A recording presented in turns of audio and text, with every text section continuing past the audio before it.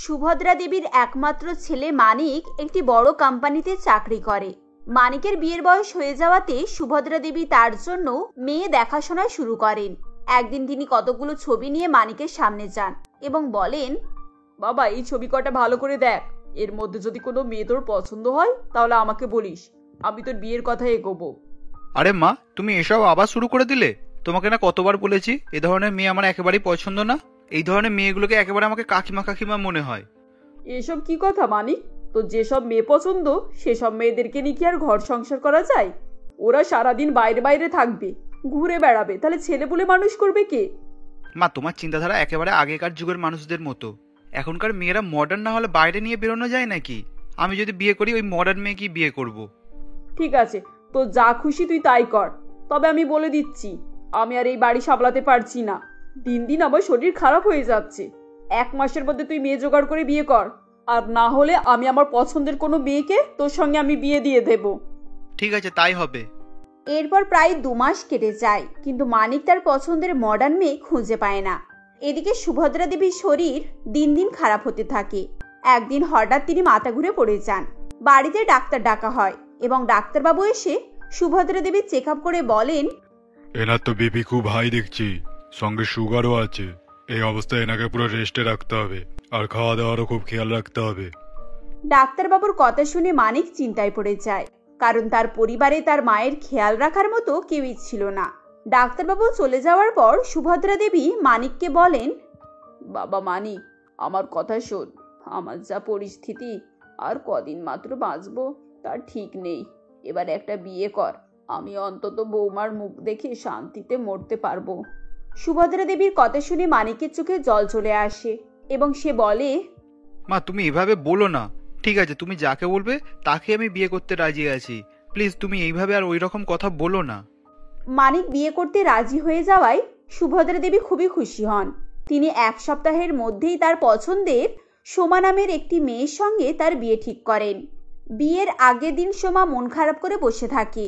তখন তার মা নীলিমা দেবী তাকে বলেন, আরে তুই এভাবে মুখ ছোট করে বসে আছিস কেন বলতো? এভাবে থাকলে তো লোক খারাপ বলবে। মা, রূপা যদি বিয়েতে থাকতে পারতো তাহলে কত ভালো হতো বলো।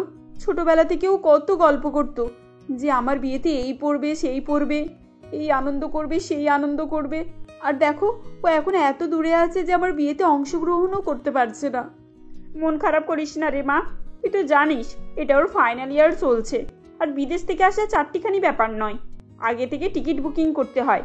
তোর বিয়েটা এত তাড়াতাড়ির মধ্যে হচ্ছে যে ওর কিছু করারও নেই।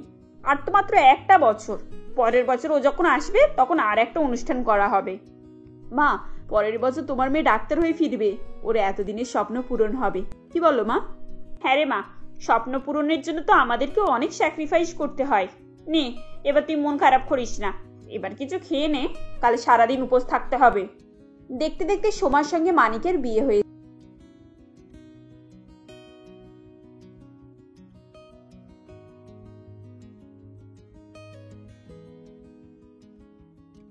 কি হলো? তোমার আসতে এত দেরি হলো যে? আমি কখন থেকে তোমার জন্য অপেক্ষা করছি। কেন, তুমি আমার জন্য অপেক্ষা করছিলে কেন? আমি কি তোমাকে অপেক্ষা করতে বলেছি নাকি? তুমি এভাবে বলছো কেন? আমি তোমার স্ত্রী, আমি তোমার জন্য অপেক্ষা করব না তো কে করবে? দেখো, এইরকম আধিক্যতা আমার একেবারেই পছন্দ না। আর আমার ব্যাপারে বেশি আগ্রহ দেখাবে না। আমার থেকে একটু দূরে দূরে থাকবে, বুঝলে?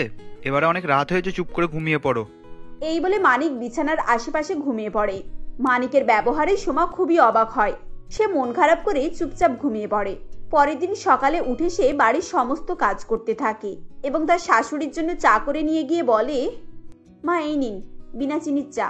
মা শুনুন, আমি আপনার সমস্ত রিপোর্ট দেখেছি। আপনার চিনি একেবারে খাওয়া যাবে না, আর তেল মশলা ঝাল এই সব কিছুই বারণ। আজ থেকে আমি আপনার জন্য আলাদাভাবে রান্না করব, আপনি সেগুলোই খাবেন। আরে মা, একদিন হতে না হতেই তুমি আমার সমস্ত দায়িত্ব নিয়ে নিয়েছো যে। এতদিনে আমি আমার মনের মতন একজনকে পেলাম। এরপর সোমা সুভদ্রা দেবীকে হালকা তেল মশলাযুক্ত খাবার দেওয়া শুরু করে এবং তাকে প্রতিদিন বিকেলে বাগানে হাঁটায়। এভাবেই ধীরে ধীরে তার শরীর আগের থেকে অনেক সুস্থ হয়ে ওঠে এবং সেও ধীরে ধীরে সুভদ্রা দেবীর অনেক প্রিয় হয়ে ওঠে। এদিকে মানিক ফেসবুকে একটি মেয়ের সঙ্গে কথা বলা শুরু করে। ওহ ডার্লিং, তুমি কত কিউট আর কত স্মার্ট। তোমার মতো মেয়েকেই তো আমি জীবনসঙ্গী চেয়েছি। তাই নাকি? আমাকে যদি তোমার এতই পছন্দ, তাহলে তোমার বাড়িতে আমার ব্যাপারে কথা বলো। তোমার বাড়িতে তো শুধু তোমার মা আছেন, আমার মনে হয় তিনি আমাদের সম্পর্কটা মেনে নেবেন। হ্যাঁ নিশ্চয়ই, তোমার মতো স্মার্ট মেয়েকে মেনে না নেওয়ার কোনো কারণই নেই। এভাবেই তারা দুজনে ফোনে কথাবার্তা বলে, এমনকি রাতেও তারা চ্যাটে কথা বলতো। সোমা এসবের কিছুই জানতো না। সে বারবার বাহানা করে মানিকের কাছে আসার চেষ্টা করত, কিন্তু মানিক প্রতিবারই তাকে ধমক দিয়ে দূরে সরিয়ে দিত। একদিন রাতে সোমা মানিককে বলে, আজ আমাদের বিয়ে 3 মাস হয়ে গেল, কিন্তু তুমি আমার দিকে ভালো করে তাকিয়ে পর্যন্ত দেখোনি। আমি এমন কি ভুল করেছি গো, যে তুমি আমার সাথে এমন ব্যবহার করছো? তোমার যদি আমাকে পছন্দ ছিল না, তাহলে তুমি কেন আমাকে বিয়ে করতে রাজি হয়েছিলে? বাজে কথা বলো না, তুমি জানো ভালো করে আমার অফিসে কত কাজ থাকে, আর এই পেশাটাতে আমার ওসব কিছু ভালো লাগে না, শুনেছো? আর শোনো, এসব কথা যেন মাকে আবার বলতে যেও না, মা এমনিতেই অসুস্থ আছে। মায়ের চিন্তা তোমাকে করতে হবে না, তুমি নিশ্চিন্তে থাকো। আমি এ ব্যাপারে মাকে কিচ্ছু বলবো না। এরপর সোমা আর কিছু বলে না। সোমা অপেক্ষা করতে থাকে কোন দিন মানিক তার গুরুত্ব বুঝবে এবং তাকে স্ত্রীর মর্যাদা দেবে। এদিকে মানিক এবং রূপার মধ্যে সম্পর্ক অনেক দূর গড়িয়ে যায়। প্রায় 1 বছর কেটে যাওয়ার পর একদিন রূপা মানিককে ফোন করে বলে, হ্যালো ডার্লিং, তোমার জন্য একটা গুড নিউজ আছে। গেস করো কি? তোমার পরীক্ষা খুব ভালো হয়েছে তাই না? হ্যাঁ, সেটা তো হয়েছে। আর একটা খবর হলো, আমি এই সপ্তাহে ইন্ডিয়াতে ফিরছি। আমার দিদির বিয়ে হয়েছে, 1 বছর হতে চললো, তাই তাকে সারপ্রাইজ দেব। তুমি সত্যি বলছো রূপা? এতদিন পর ফাইনালি আমাদের দেখা হচ্ছে। শোনো রূপা, তুমি যেদিন ফিরবে আমি তোমাকে এয়ারপোর্টে আনতে যাব। আচ্ছা ঠিক আছে, এখন আমি রাখছি, মাকে ফোন করতে হবে। সেদিন সকাল সকাল উঠে মানিক তৈরি হয়ে এয়ারপোর্টে যায় এবং সেখান থেকে রূপাকে আনে। এরপর তারা একটি রেস্টুরেন্টে যায় এবং মানিক রূপাকে বলে, তোমার জন্য আমি অনেক অপেক্ষা করেছি, চলো আজকে আমরা বিয়ে করে নিই। আমি আর 1 মুহূর্ত অপেক্ষা করতে পারছি না। কিন্তু এভাবে বিয়ে করা ঠিক হবে না। আমি আমার মা, দিদি সবাইকে তোমার ব্যাপারে জানাতে চাই, আর তুমিও তোমার বাড়িতে আমার ব্যাপারে জানাও। রূপার কথা শুনে মানিক মনে মনে বলে, আমাকে যা হোক তা হোক করে আজকে রূপাকে বিয়ে করতেই হবে, নাহলে একে আমি বাড়িতে নিয়ে যেতে পারবো না। আমি চাই না আমার কোনো ব্যাপারে জানতে পেরে এই সম্পর্কটা ভেঙে যাক, তাই আজকে বিয়েটা করে নিতে হবে। এসব ভেবে মানিক রূপাকে বলে, শোনো রূপা, আমার মা একটু কড়া প্রকৃতির মহিলা।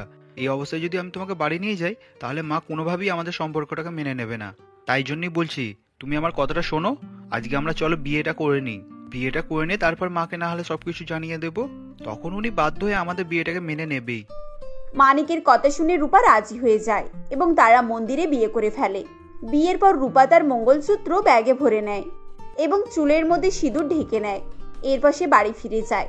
রূপাকে দেখে নীলিমা দেবী বলেন, রূপা, তুই এসে গেছিস? আয় আয় বস। কত রোগা হয়ে গেছিস রে, বিদেশে কি ভালো করে খাওয়া দাওয়া করতিস না নাকি? এ কি, তোর কপাল এরকম লাল কেন রে? নীলিমা দেবীর কথা শুনে রূপা মনে মনে বলে, এই রে, সিঁদুরটা বোঝা যাচ্ছে নাকি? মা ধরে ফেলবে না তো? মানে মা, মশা কামড়াচ্ছিল, সেজন্যই ওখানে এরকম লাল হয়ে গেছে। আমার দিদি কেমন আছে? দিদি কি এখানে আসে? তোর দিদি তো আগের মাসে এসেছিল। ও শাশুড়ির শরীর খুব একটা ভালো থাকে না, তাই ও এখানে আসতে পারে না রে। আমি তোকে একদিন ওখানে নিয়ে যাব, কেমন? হ্যাঁ যাব, তবে তার আগে আমার এখানে কয়েকটা কাজ আছে। আমাকে এখানে কয়েকটা হসপিটালে যেতে হবে, আর চেম্বারের জন্য একটা ভালো অফিস খুঁজতে হবে। এই কাজগুলো করার পর একদিন সময় করে দিদির বাড়িতে যাব। ঠিক আছে, তাই হবে। এখন হাত মুখ ধুয়ে নে, আমি তোর জন্য খাবার বেড়ে দিচ্ছি। এভাবেই বেশ কয়েকদিন কেটে যায়। একদিন সকালে মানিক রূপার সঙ্গে ফোনে কথা বলছিল। আজকে আমরা ব্লু স্টার হোটেলে সময় কাটাতে যাব, তুমি রেডি হয়ে এসো, আমি 11টায় পৌঁছে যাব। সোমা আড়াল থেকে মানিকের সমস্ত কথা শোনে এবং সে পাথরের মতো স্থির হয়ে যায়। এরপর সে মনে মনে ভাবে, এর মানে মানিকবাবু আমাকে ধোঁকা দিচ্ছে, আমার সঙ্গে চিট করছে। ও অন্য কোনো মেয়েকে ভালোবাসে, তার সঙ্গে দেখা করতে হোটেলে যায়। আজ আমাকে এই সত্যের সন্ধান করতেই হবে। কিছুক্ষণ পর মানিক বেরিয়ে যায় এবং বলে যায় যে অফিসে তার একটি জরুরি মিটিং আছে। সোমাও তার পিছু পিছু বেরিয়ে পড়ে। কিছুক্ষণ যাওয়ার পর মানিক হোটেলের নিচে রূপার সঙ্গে দেখা করে এবং তাকে জড়িয়ে ধরে। রূপা কেমন আছো? আরে বাহ, তুমি আজ শাঁখা সিঁদুর পরে এসেছো দেখছি। এই সাজে তোমাকে খুব মিষ্টি দেখাচ্ছে তো। হ্যাঁ, আমি তো এখানে দাঁড়িয়ে দাঁড়িয়ে শাঁখা সিঁদুর পরলাম। বাড়িতে তো মা দেখতে পেয়ে যাবে, তাই পড়তে পারি না। এভাবে তারা যখন কথা বলছিল তখন আড়াল থেকে সোমা তাদেরকে দেখতে পায়। রূপাকে মানিকের সঙ্গে দেখে সে অবাক হয়ে যায়। সে নিজের চোখে বিশ্বাস করতে পারছিল না। কিছুক্ষণ পর সে সেখানে এগিয়ে আসে এবং বলে, রূপা, তুই এখানে? তুই এনার সঙ্গে বিয়ে করেছিস? তোর লজ্জা করে না নিজের দিদির সঙ্গে এরকম করতে? এসব তুমি কি বলছো দিদি? ইনি তো আমার স্বামী, আমরা একে অপরকে ভালোবাসি। রূপার কথা শুনে সোমা তার গালে এক চড় বসায় এবং বলে, একে অপরকে ভালোবাসিস মানে? ভালোবাসার জন্য তুই আমার স্বামীকেই পেলি? কেন এই পৃথিবীতে কি আর অন্য কোনো পুরুষ ছিল না যে শেষে দিদির সংসারটাকে ভেঙে দিলে?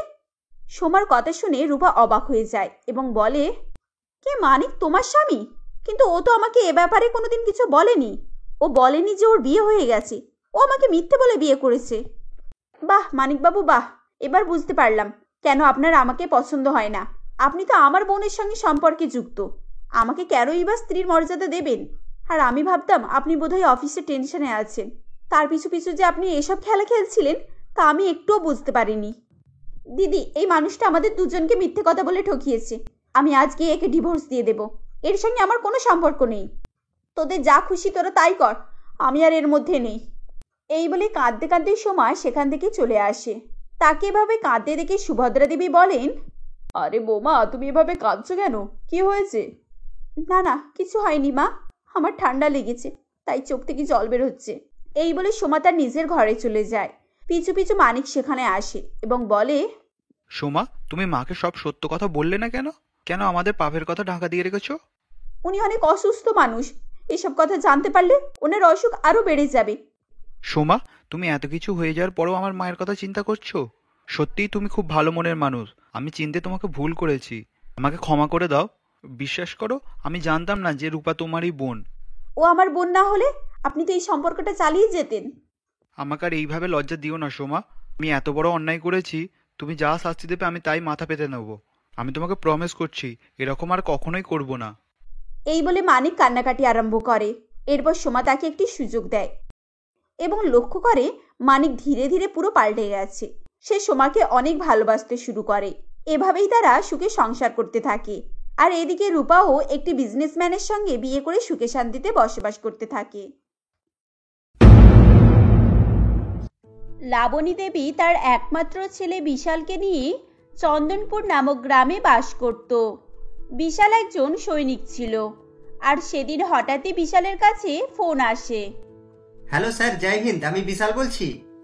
জয় হিন্দ কমান্ডো। এই যে বিশাল, আমাদের একটা ইমার্জেন্সি এসে পড়েছে, তাই তোমাকে এখনই ডিউটি জয়েন করতে হবে। ইয়েস স্যার, আমি যথাশীঘ্রই আসার চেষ্টা করছি। বিশাল এভাবেই বলে ফোন রেখে দেয়।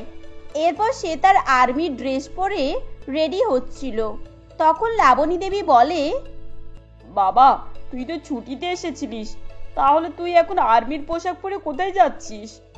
আসলে মা, কর্নেল স্যারের আর্জেন্ট কল এসেছিল আর আমাকে এক্ষুনি যেতে হবে, তাই আমি রেডি হচ্ছি। এই তো মাত্র কয়েকদিনের ছুটিতে এলি, তাও ছুটি শেষ না করেই চলে যাচ্ছিস? ঠিক আছে, সাবধানে যাবি বাবা। তোর যাওয়ার সময় হলে আমার খুবই ভয় করে, ভয়ে বুকের ভিতরটা কেমন ঢিপ ঢিপ করে।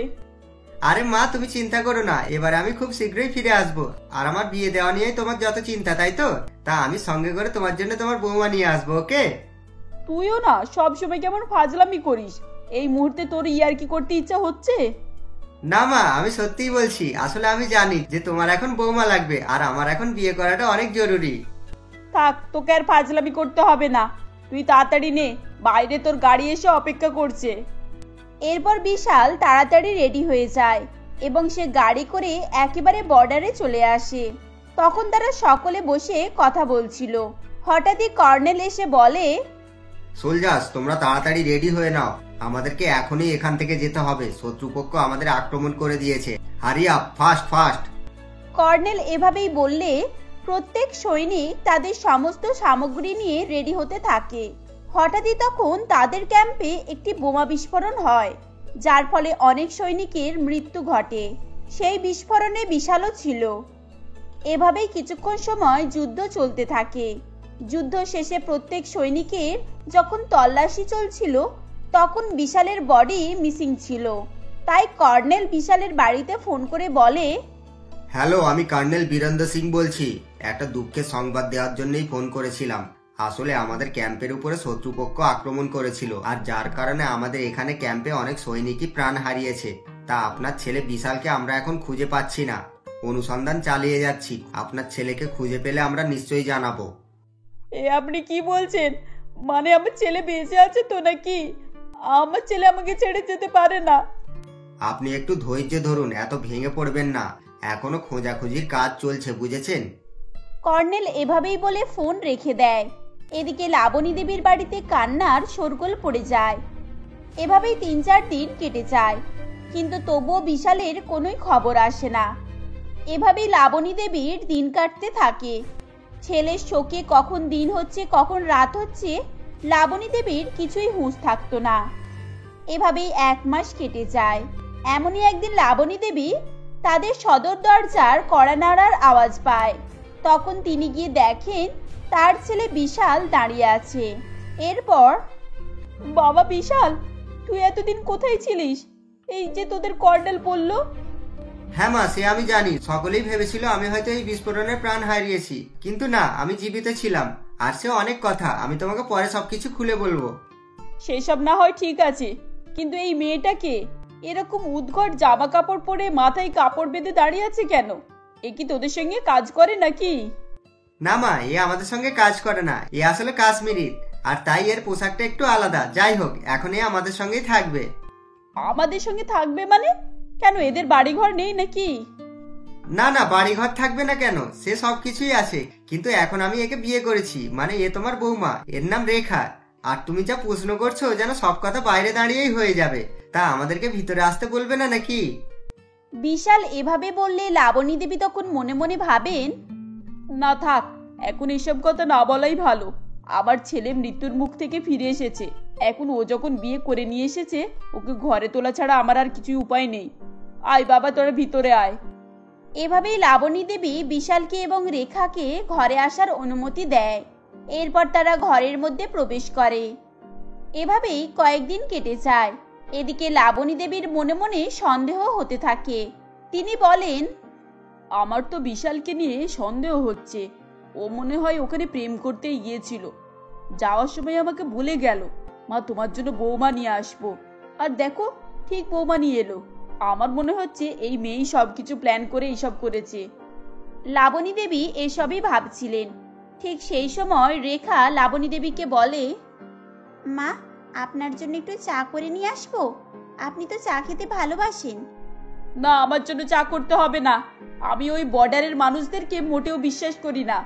এখন তুমি যার সাথে এসেছো তার সাথেই তোমার সম্পর্ক, আর তুমি আমাকে মা বলে ডাকবে না। লাবণী দেবী এভাবে বললে রেখার মন খারাপ হয়ে যায়।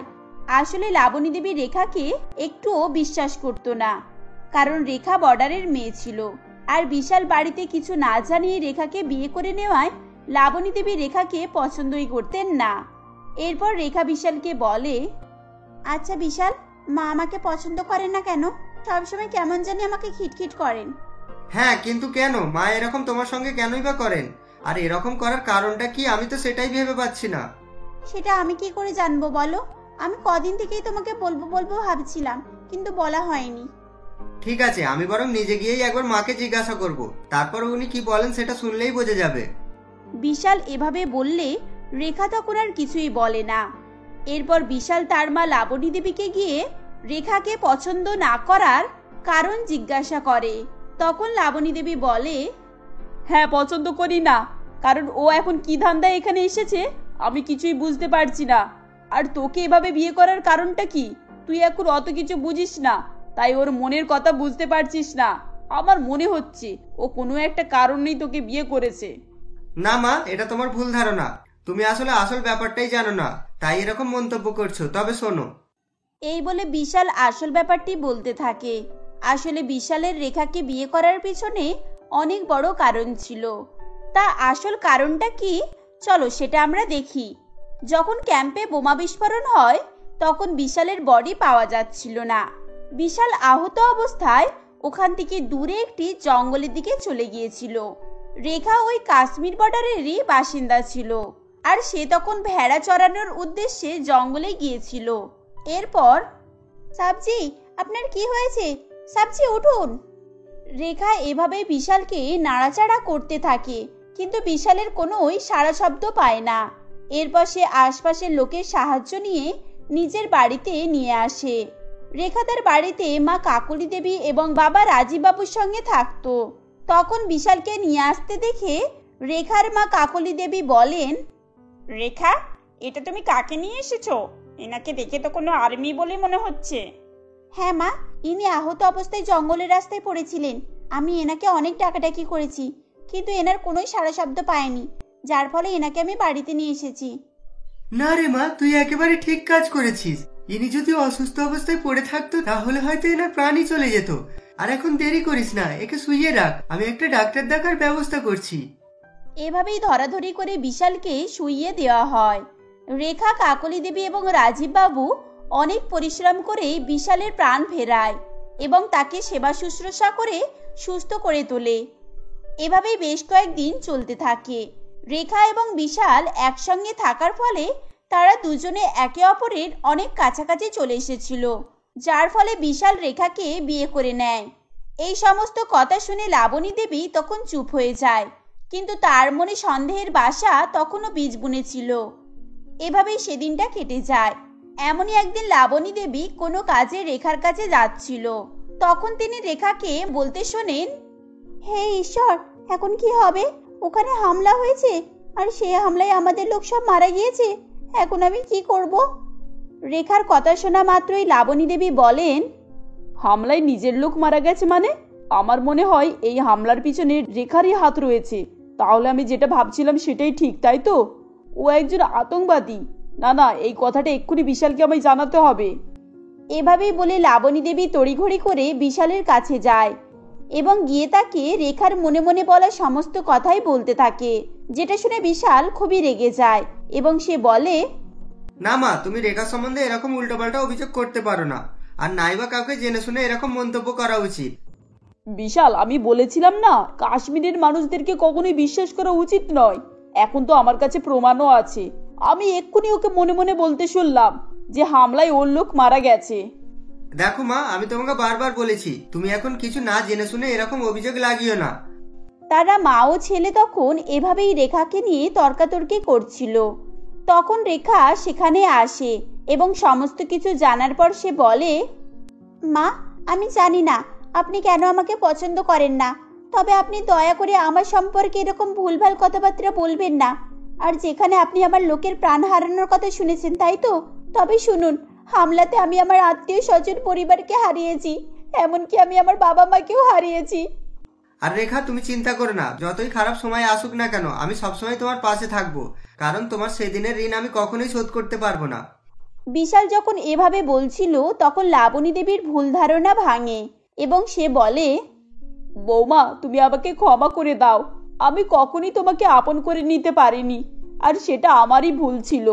এখন যখন তুমি বলছো তুমি তোমার সবাইকে হারিয়েছো আর তোমার বাবা মাকেও হারিয়েছো, আমি তোমাকে কথা দিচ্ছি আমি তোমাকে নিজের মেয়ের মতো করেই ভালোবাসবো। তুমি চিন্তা করো না মা। লাবণী দেবী এভাবে বললে বিশাল এবং রেখা খুশি হয়ে যায়। এরপর থেকে তাদের সংসারে আর কোনোই সমস্যা থাকে না, যার ফলে তারা তিনজনেই সুখে শান্তিতে বসবাস করতে থাকে।